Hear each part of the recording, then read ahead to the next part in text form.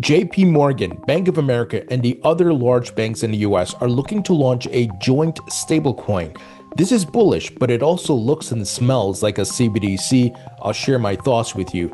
And SUI is having some good news and some bad news. I'll share the details about a hack as well as some big adoption news.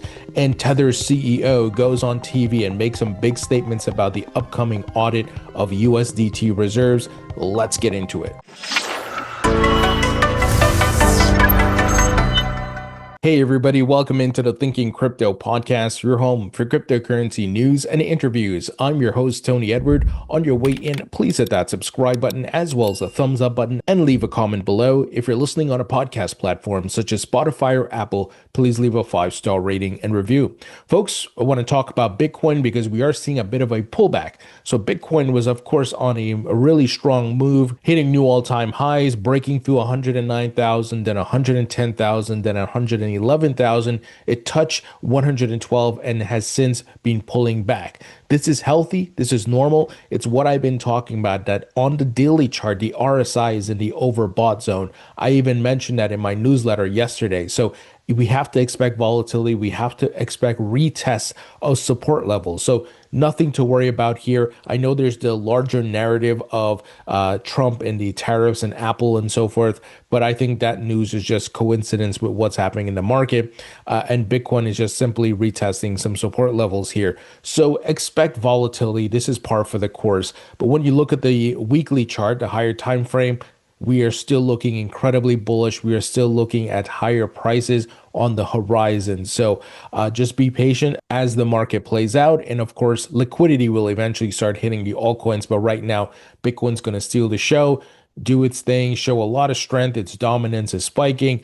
And then we're going to see altcoins have their days. And if you want further confirmation, Jim Cramer today tweeted out, so many people want to call a bottom. I think it is too early to do so.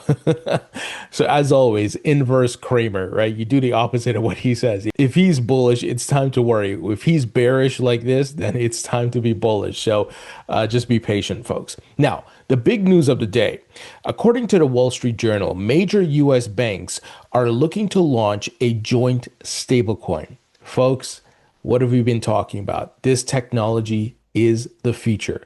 This is how we're going to transact with each other. Blockchain is a game changer. And we're seeing Jamie Dimon and Jpmorgan kicking and screaming, being dragged all the way into this. They don't want to do it, but they have to. Disruption is at their door. And of course, just this week, we heard that Jamie Dimon said that, Jpmorgan is going to allow their customers to invest in Bitcoin after he's trashed it for years. Remember that Jpmorgan launched their own internal stablecoin called JPM coin, but no one wants to use it because it's a walled garden token. Why would I trust your token that is extremely centralized and controlled by you, right? But now they're looking to form some sort of conglomerate here and launch a joint stablecoin. So on one level, incredibly bullish. It is a major validation of this technology and why we are here investing. But on the other hand, folks, what does this look and smell like? A central bank digital currency. So think about it. Put your thinking cap on now. We know there has been bans on the government launching CBDCs. The Fed cannot issue a CBDC. They cannot give you a wallet. But look at the banks that are connected to the Fed. We know they're all tied into the Fed and Treasury. Now they're coming together saying, let's launch a stable coin.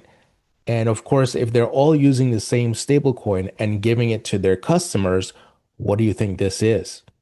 It's not going to be decentralized. It's a centralized stable coin. And of course, they're going to have all your information and what you're using and so on and so forth. So while it may not be the exact model that people were worried about for years and fighting against, it has some of the elements here. It's a pseudo CBDC, if you want to call it that. So folks, we got to be vigilant and watch how this plays out, but it's very fascinating. So financial heavyweights like Jpmorgan Chase, Bank of America, Citigroup, and Wells Fargo have held discussions on the subject, the Wall Street Journal reported, citing people familiar with the matter. The talks are still in the early stages and could change, the report added. Within the consortium are also payments ventures owned by these banking powerhouses like Early Warning Services, which runs Zelle, How many of you use Zelle? I've used Zelle, right? And Zelle helps to connect these banks and to do real-time payments. It says here, and the clearinghouse, which handles real-time payments. One idea floated in the consortium's talks is a stablecoin model open to other banks beyond the core group. Regional banks have also explored similar paths, the Wall Street Journal adds, citing sources familiar with the discussions. The push comes as Washington inches toward regulation. The Senate recently advanced the Guiding and Establishing National Innovation for a U.S. Stablecoin Genius Act, which Senator Haggerty described as one that establishes the first ever pro-growth regulatory framework for payment stablecoins. So the improved regulatory environment has seen crypto firms seek bank charters, adding pressure to the banks. Of course, like I've been saying, if these banks don't adopt the technology, they're going to have their blockbuster moment because you can use stablecoins to send money, earn a higher yield, staking as well.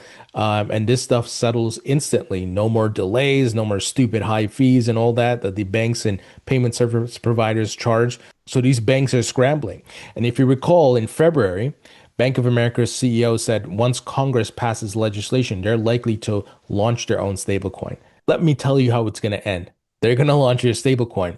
Now, what they could do, they could launch their own private stablecoin like JPM coin that Jpmorgan launched, but then launch this joint stablecoin, which all the banks can use. Notice they mentioned regional banks in this article, right? Not just the big banks. So this is your pseudo CBDC. Let's watch it closely. Let's see what they do here. And it's, of course, going to be running on blockchain rails. So I'm very fascinated as to which blockchains they're going to use. And this is why we'll have to watch it closely. But I hope you guys understand why I'm saying this is like a CBDC.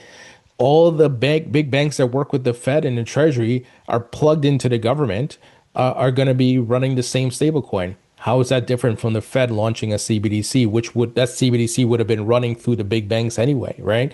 It's just coming from a different direction, and it's under the name stablecoin versus CBDC.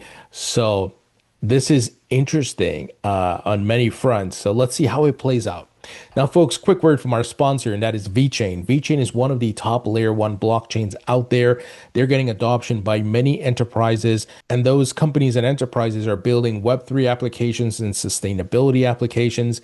I'm a VET token holder. I have been since 2018. I'm very bullish on this project. Some of the key features of the VeChain blockchain includes it's secure, affordable, scalable, fast, and sustainable. Some of the companies working with VeChain includes Givenchy, Walmart China, BMW, PwC, Boston Consulting Group. They even partnered with Dana White and the UFC to create different types of rewards for healthy living and doing the right thing for the environment and much more. So VeChain, once again, is a project I'm very bullish on. And if you'd like to learn more, go to vchain.org. Link will be in the description. Now, check this news out. Tether CEO Paolo Ardoino, who I've had on the podcast a couple times, he went on CNBC today and talked about Tether's upcoming Big Four accounting firm audit. So he said they're still in progress, but he gave some very important numbers. He said they have 152 billion in tokens issued, USDT, and he said they have 172 billion in reserves, more than 125 billion in US treasuries. So this is very bullish. Tether, as I've said before, in the early days, I don't think their books were in order. Now I believe their books are in order. They've gotten validation from Cantor Fitzgerald, Howard Lutnick, who's now part of the Trump administration. In addition, they've put out their quarterly or monthly attestations, which is audited, but not by one of the big four accounting firms. So he said they're in the process of getting that going. Now that there's been a change in the regulatory environment with crypto, many of these firms are willing to come participate. Before, it was hard to get them to do so because they didn't want to be involved with anything that could get them in trouble. Now, everybody's more open to crypto.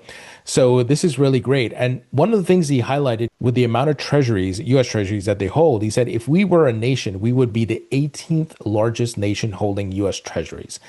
That is incredible. And it's in line what I've been sharing with you folks from this past week about what Senator Haggerty cited in his interview on CNBC. He said that by 2030, the largest holders of US Treasuries will be stablecoins.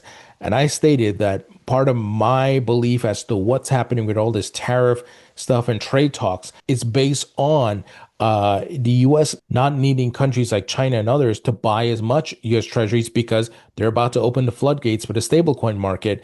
And part of what maintains the US dollar and keeps the US government dominance is that treasury bonds that are being bought up, right? And they were being bought up like crazy from China and other countries. So now, if I don't need you to buy as much, well, the benefits and the deals we've cut in the past with trades and so forth, we're going to have to renegotiate that. I think that's a big part of this whole tariff facade, if you want to call it that. That is one of the key pillars in addition to other things. Just my thesis. I could be wrong, but I'm reading between the lines here. But very bullish statements from Tether's CEO. The clip is very long, so I'm not going to play it for you guys, and you can look it up yourself. But great to see they're making progress, and they're going to have to get this done because stablecoin legislation is coming. You know what I mean? We see they're facing some headwinds in the EU, but they're still king of the hill. The Tether is so massive that even Circle's USDC, which is the next biggest competitor, is not even close. So we'll see when they are able to get this audit done. Now, folks, SUI, I am a token holder of SUI. It has been performing really well in this cycle, but some not so good news. There was a big exploit of a decentralized exchange on SUI. So not the SUI blockchain itself, no kind of exploit or downtime, just a decentralized exchange on the blockchain that had a problem. So $160 million in stolen funds. That is tough. And this is why I've been on record, and I know I've said this ad nauseum, DeFi still in the early days has a lot of vulnerabilities. You know, any technology in its 1.0 days is going to have flaws and problems, but we got to get better and we got to have further iteration and find a way to not have these incidents happen. So it really sucks that this took place. That's a lot of money, man. And we can't have that. We need proper DeFi that is being tried and tested and that we can feel safe to use it. Now, on the other side of the token, here's some good news for SUI. Star Trek actor Sir Patrick Stewart endorses DeLorean Labs crypto reboot. So DeLorean, many of you may know, is the car maker. And boy, I wish I had a DeLorean, because I remember watching Back to the Future and seeing that, and I'm like, man, I want to have one as like a hobby car, you know, like you could drive around to like in the neighborhood and things like that.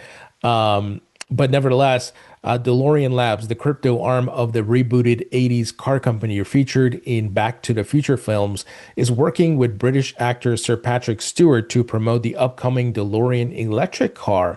Maybe this is something I need to look into to get a modern day DeLorean.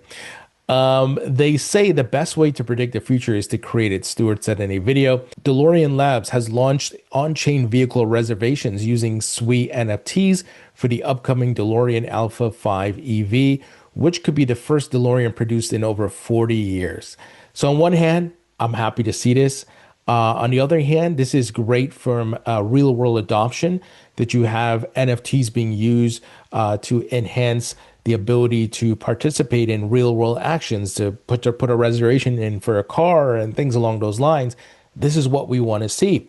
And, you know, the important thing here is that these companies are not going to be rugging people like you know, some of the folks who are crypto native have been doing. So we don't want that, and we want the NFTs to be able to unlock real world activity and use cases and things that you can hold on to and trade and sell and lend and do all these things through like DeFi once it becomes more safer, of course.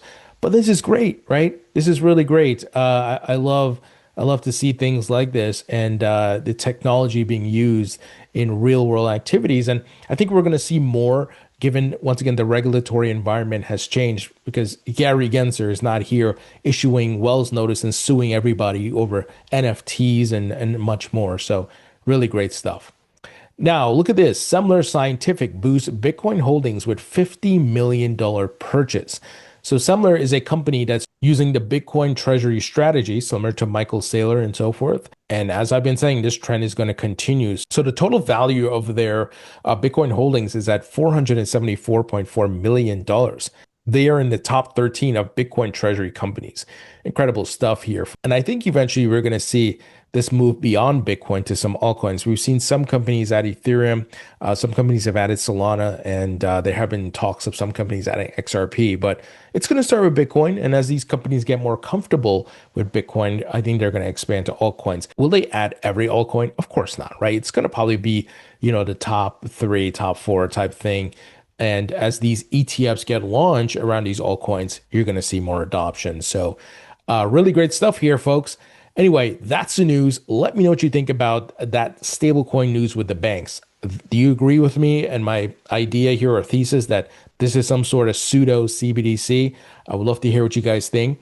And a great way you can support me in the podcast, folks, is by subscribing to my free email newsletter. It's 100% free. Check out my book on Amazon. It's available in paperback and digital, and my course at mycryptocourse.com. Guys, thank you so much for watching and listening. I appreciate you all, and I'll talk to you all later.